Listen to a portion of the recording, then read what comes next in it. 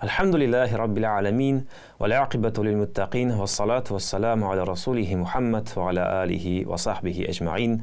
Assalamu alaykum hurmatli din qardaşlarım. Bugün biz sizning bilan Qurban turunda сөйләшүебезне davom etarбыз. Nazir qurboni haqında söz alib barabыз.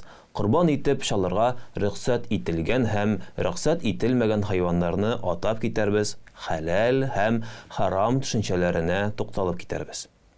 Шулай итеп, безнең беренче темабыз Назир qurbаны.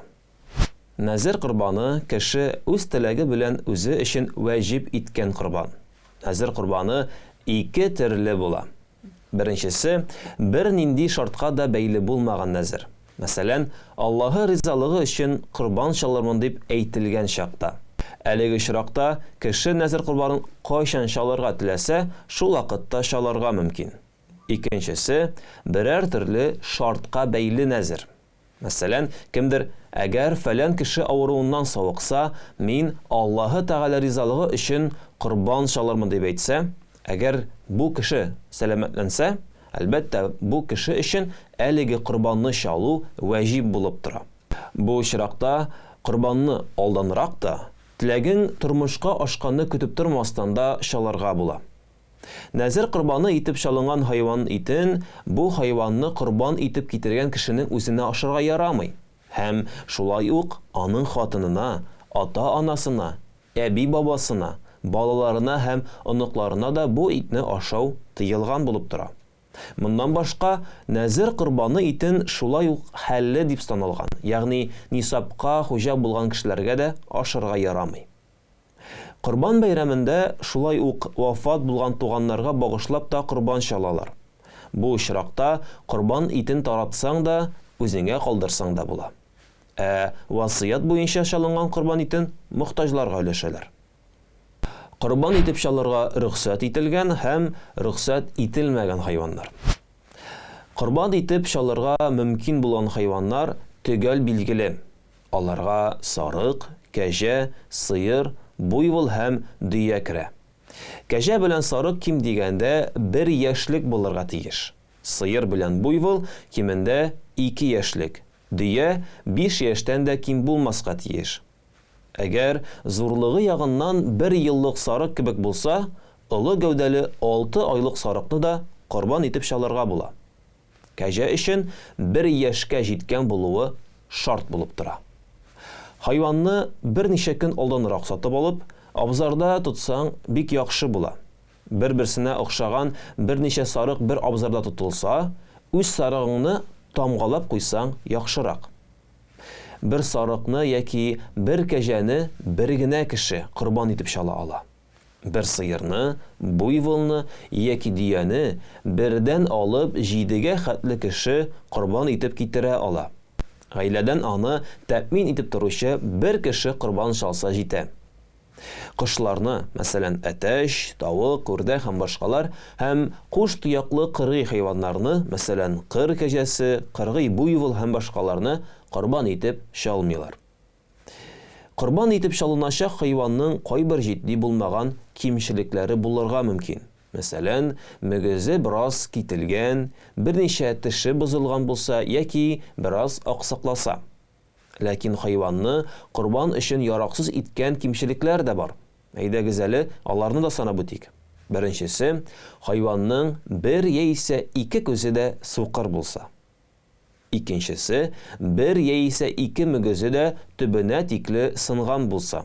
Өченчесе, колагының яки койрыгының яртысы киселгән булса. Дүртенчесе, хайван аксак булып, аякларында басып тора алмаса. Бишенчесе, тумыштан колагсыз яки койрыксыз булса. Алтынчысы, хайван ашый алмаслык дәрәҗәдә тешләренең күбесе бузылган булса. Җиденчесе, хайван ширле булса.